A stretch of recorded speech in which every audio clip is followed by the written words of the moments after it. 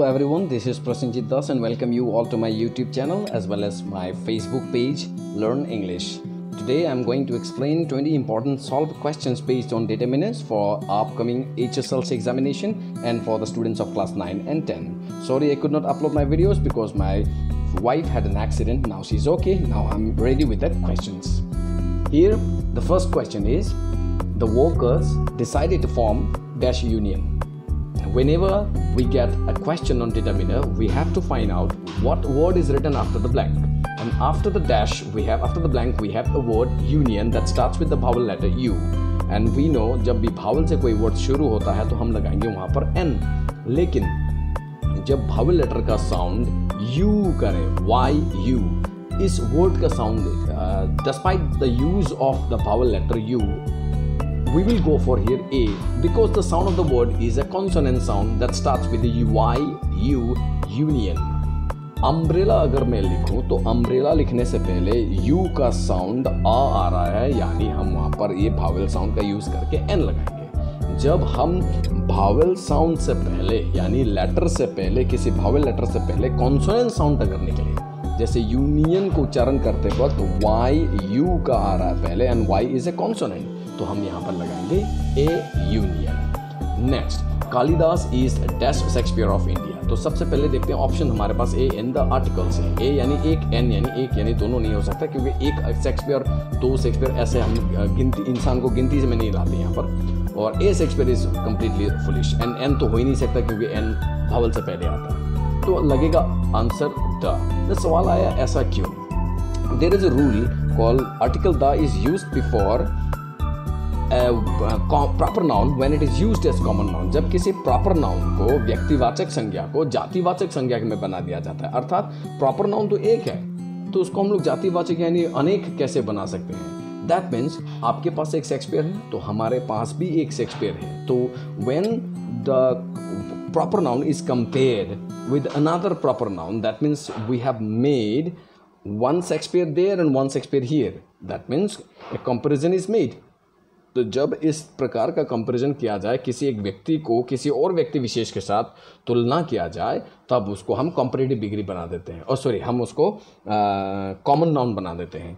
तब हम जाकर यूज़ करेंगे the Shakespeare of India. Article the is used before the proper noun when it is used as common noun. जब किसी व्यक्तिवाचक संज्ञा को हम जातिवाचक संज्ञा के रूप में यूज़ करेंगे, यानी आपके पास भी एक शेक्सपियर है तो हमारे पास भी एक शेक्सपियर है. Next, question number 3. His brother is dash university student. Again simple question 1 की तरह है. यूनिवर्सिटी एक भावल वर्ड लेटर से शुरू हो रहा है, वर्ड यू से, हम लगाएंगे यहाँ पर एन. लेकिन जब इस वर्ड को उच्चारण करेंगे हमारा उच्चारण आएगा why you, and you is a consonant, और कॉन्सोनेंट से पहले वाई इज़ ए कॉन्सोनेंट और कॉन्सोनेंट से पहले हम लगाते हैं ए. जबकि यू एक भावल है लेकिन इसका उच्चारण क्या हो रहा है, यूनिवर्सिटी, यानी वाई यूनिवर्सिटी आ रहा है. दैट्स वाई हम लोग क्या करेंगे इस पे, a university student. Next, number 4. I appreciate even dash help he gave me. Option से little, a little, the little. Little यानी नो, नहीं, मीन्स नेगेटिविटी एक्सप्रेस करता है. ए लिटिल यानी पॉजिटिविटी, जिसके लिए ओनली या फिर जस्ट इस प्रकार का कोई वर्ड होना पड़ेगा, या फिर ये पॉजिटिविटी एक्सप्रेस करना होगा. हम किसके बारे में बात कर रहे हैं? हम बात कर रहे हैं the help which he gave मी. मैं वो उस हेल्प के बारे में बात कर रहा हूँ जो मुझे उसने दिया, यानी मैं वो निर्दिष्ट और पर्टिकुलर डेफिनेट हेल्प के बारे में बात कर रहा हूँ जो उसने मुझे दिया. तो सो डेफिनेट के बारे में बात कर रहा हूँ तो डेफिनेट आर्टिकल यूज़ होगा. तो ऑप्शन में डेफिनेट आर्टिकल कौन सा है? द. सो हो गया आई appreciate even the little help he gave मी. वो थोड़ा जो मदद उसने किया है वो मैंने निर्दिष्ट जिसके बारे में बात कर रहा हूँ, तो जाके आर्टिकल द होगा. नंबर 5 हमारे पास है, dash of the competitors will get a certificate. When we are talking about individuals in a group, जब हम किसी हर व्यक्ति के बारे में किसी निर्दिष्ट ग्रुप में बात कर रहे हैं तब हम each लगाएंगे. every यानी हर कोई, each मतलब हर एक निर्दिष्ट ग्रुप में, एक पर्टिकुलर ग्रुप में जब हम बात करेंगे तब जाकर ईच होगा. लेकिन जब मैं जनरल बारे में बात करूँगा, दुनिया का हर कोई व्यक्ति, तब जाकर everyone is like this, everyone is like that, everyone will die, वो अलग बात हो गया. जब हम बात कर रहे हैं एक ग्रुप के बारे में तो हम हो गए ए पर जाएंगे, यानी हम जाएंगे इच पर जाएंगे. इच, तो each of the competitors will get a certificate. Number 6, he gave away dash money he had to the beggar. उसने बेगर को पैसा दिया। कौन सा पैसा? वही पैसा जो उसके पास था। Option little, a little, the little. क्या हम यहाँ पे नेगेटिव बोल रहे हैं? क्या वो पैसा नहीं दिया बोल रहे हैं? नो। तो लिटिल का आंसर आएगा नहीं। ए लिटिल यानी पॉजिटिव सेंटेंस, करेक्ट, दिया है। लेकिन क्या हम यहाँ पर सिर्फ एक पॉजिटिविटी के बारे में बात करें या फिर वो निर्दिष्ट अमाउंट ऑफ मनी के बारे में बात कर रहे हैं जो उसके पास था? That means we are talking about the particular amount of money, the definite amount of money that he had given to the beggar. So he gave away the little money he had to the beggar. That means उसके पास जो पैसा था उसी पैसे को उसने दिया, थोड़ा पैसा जो था। The mean definite. We won dash match the match without dash difficulty. Now इस सेंटेंस में हम देखते हैं ब्लैंक के बाद क्या है? डिफिकल्टी, यानी एक एब्स्ट्रैक्ट नाउन, अर्थात ये अनकाउंटेबल है। ऑप्शन में आकर देखो अनकाउंटेबल कौन सा है? मच, मोर, मोस्ट। मोर कंपैरेटिव डिग्री जिसके लिए देन चाहिए, मोस्ट सुपरलेटिव डिग्री जिसके आगे दा होना चाहिए, और हम बात कर रहे हैं यहाँ पर एब्स्ट्रैक्ट नाउन डिफिकल्टी जिसको हम गिन नहीं सकते। तो ऑप्शन में कौन सा है? मच। तो आंसर क्या हो गया? Without much difficulty. Very simple. He is dash taller than I. यहाँ पर THAN देन है, दैट मीन्स ये कॉम्पिटिटिव डिग्री है। अगर ये कॉम्पिटिटिव डिग्री है, ऑप्शन में कॉम्पिटिटिव डिग्री मोर है, हमको मोर लगाना चाहिए। अगर हम मोर उठाकर लेकर आते हैं तो दिखाई देता है हम मोर लगाते कब हैं? जब किसी एडजेक्टिव का कॉम्परेटिव फॉर्म ना हो, कॉम्परेटिव डिग्री ना हो, तब जाकर हम लोग मोर लगाते हैं। जैसे कि ब्यूटीफुल, ब्यूटीफुल और ब्यूटीफुलेस्ट तो होगा नहीं। ऑनेस्ट, ऑनेस्टर, ऑनेस्टेस्ट ऐसा तो होगा नहीं।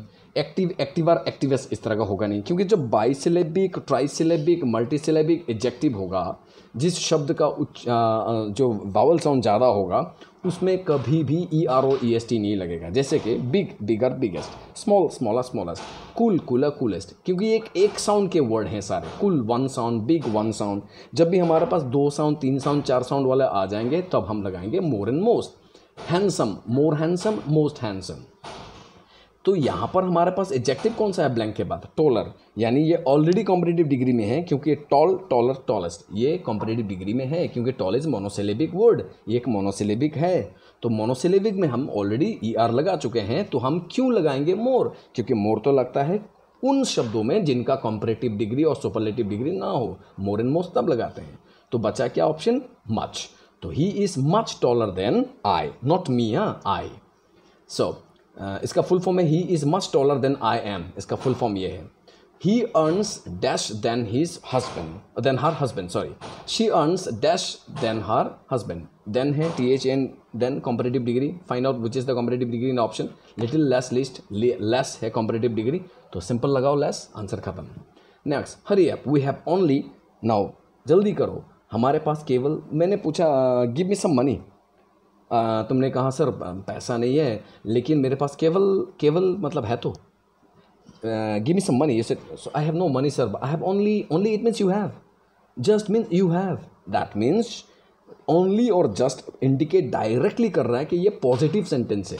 वी हैव ओनली है हमारे पास, और तो पॉजिटिव का ऑप्शन कौन सा है? ए लिटिल, क्योंकि लिटिल मतलब नेगेटिव और द लिटिल मतलब डेफिनेट, वो निर्दिष्ट अमाउंट ऑफ टाइम। इसके बारे में तो हम लोग बात नहीं कर रहे इस सेंटेंस में, हम बात कर रहे हैं यहाँ पर we have only dash time left.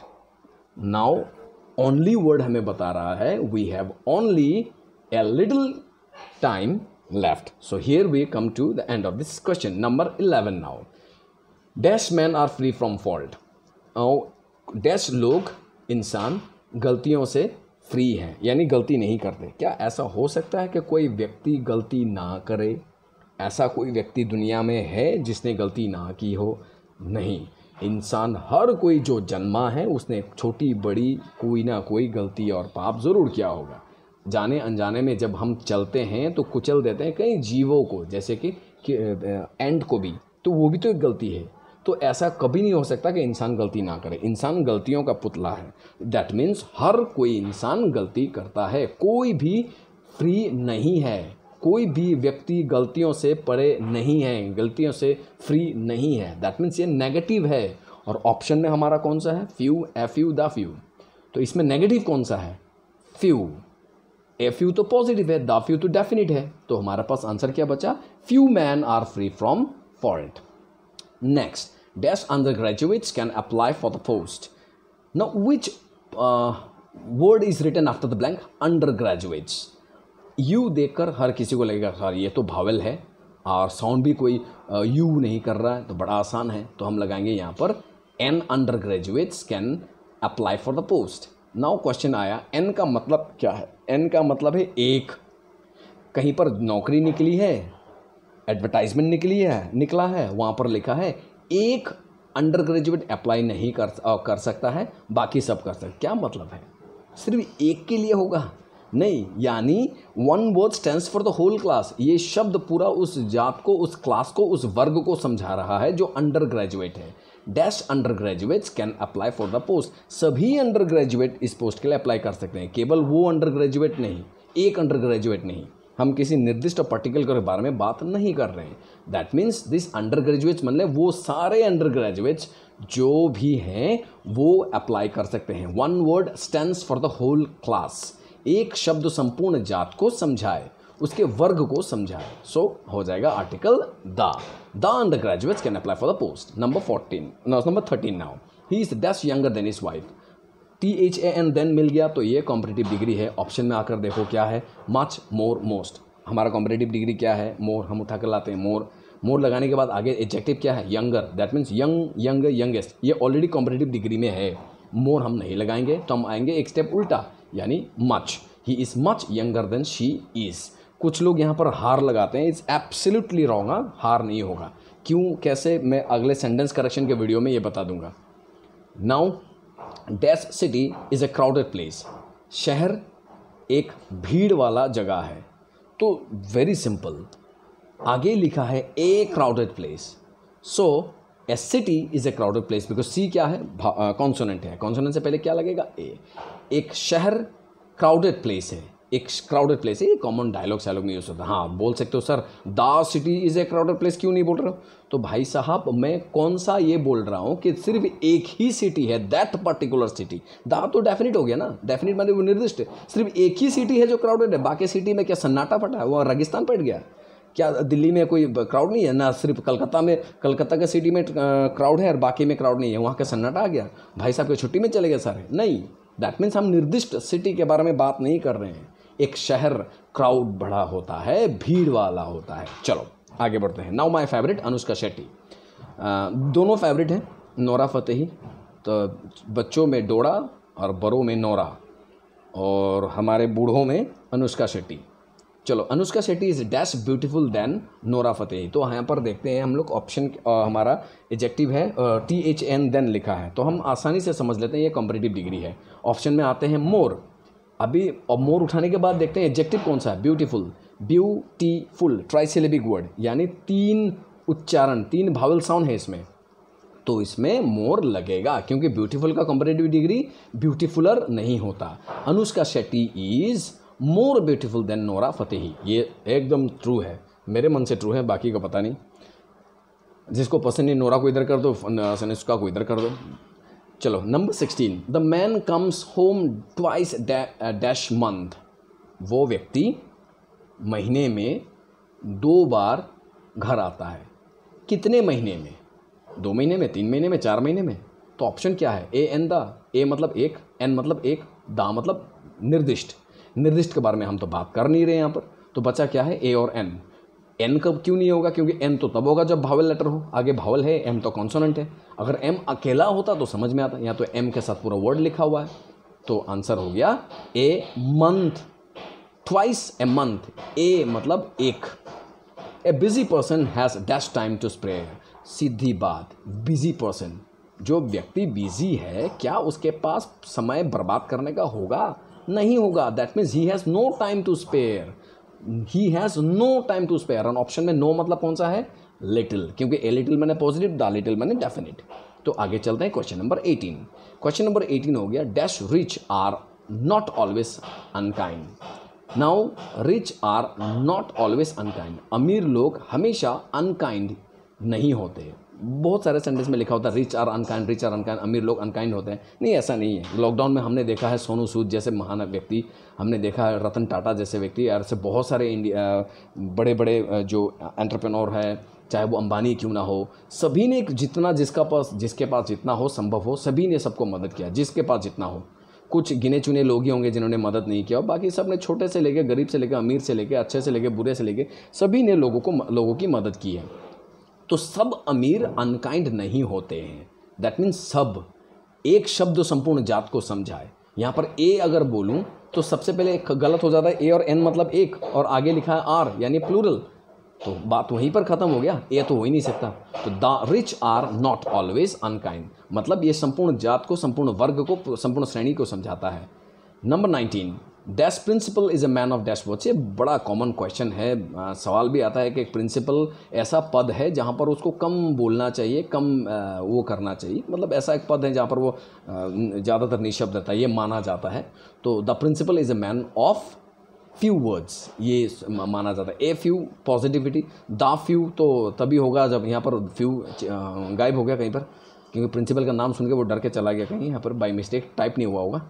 चलो एनीवेज, लेकिन मैं मानता हूँ प्रिंसिपल इज़ अ पोस्ट जहाँ पर उनको स्टूडेंट के साथ कभी कभी ज़रूरत पड़े तो लगातार और गार्जियंस के साथ बात करना पड़ेगा, नहीं तो वो गैप जब तक रहेगा, क्योंकि ज़्यादातर स्कूलों में कॉलेजेस में दिखाई देता है कि पेरेंट्स और टीचर और स्कूल के जो वो अध्यापक हैं, प्रिंसिपल हैं, उनके बीच में बहुत ज़्यादा कम्युनिकेशन गैप होता है, जिसके कारण बच्चे वो जो डेवलप नहीं कर पाते हैं, फुलफिल नहीं कर पाते उनके ड्रीम्स को। तो वहाँ पर शायद मेरा मानना है, चलो सेंटेंस चाहे कुछ भी हो, the principal is a man of few words लिखना है, बट मैं मानता हूँ ए फ्यू तो होना चाहिए कम से कम, द फ्यू तो नहीं होगा। चलो एनीवेज, आंसर हो गया फ्यू वर्ड्स। तो आगे बढ़ते हैं। My brother has gone dash hour ago, hour vowel sound से शुरू हो रहा है, an hour ago. So here we have come to an end of this explanation of this video. I hope you have liked.